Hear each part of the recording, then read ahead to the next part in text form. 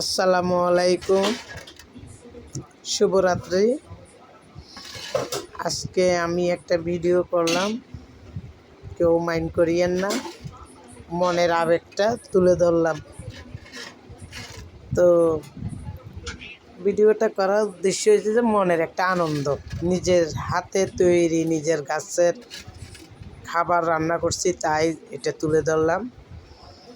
এটা হচ্ছে যে সূর্যমুখী ডাঁটা। সূর্যমুখী ডাঁটা অনেকে চিনে, যারা দেশে গ্রামে থাকে তারা চিনে। তো আমার বাড়ির পিছনে কিছু সূর্যমুখী ডাঁটা আমি রোপণ করেছিলাম। ওইখান থেকে আলহামদুলিল্লাহ বড় হয়েছে। তো কিছুটা আজকে বিকালে আমি একটু পিছন দিয়ে ঘুরতে গিয়ে দেখলাম কিছুটা ডাঁটা অনেকটা বড় হয়েছে। তাই আমি ওখান থেকে তুলে নিয়ে আইসা কয়েকটা ডাঁটা তুলে নিয়ে আসছি, আইসা ওগুলো গরুর মাংস দিয়ে রান্না করছি। আমার আবার গরুর মাংস দিয়ে ডাঁটা রান্না করা এটা আমার অনেক পছন্দ।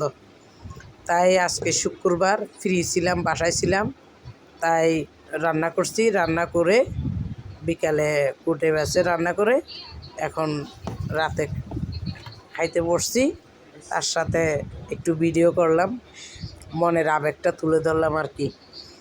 তো ভিডিও করে আপনাদেরকে দেখাইতেছি। দেখানোর উদ্দেশ্য এটা যে নিজের হাতে বীজ রোপণ করে ওইটা তুলে খাওয়ার আনন্দটাই আলাদা।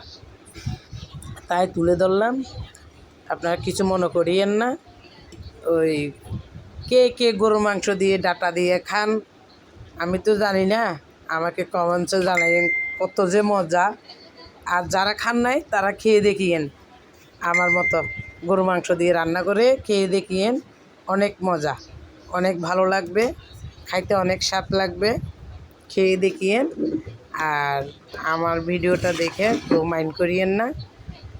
এই আমার মনের আবেগটা তুলে ধরলাম, একটা মনের আনন্দ, নিজের হাতে তৈরি।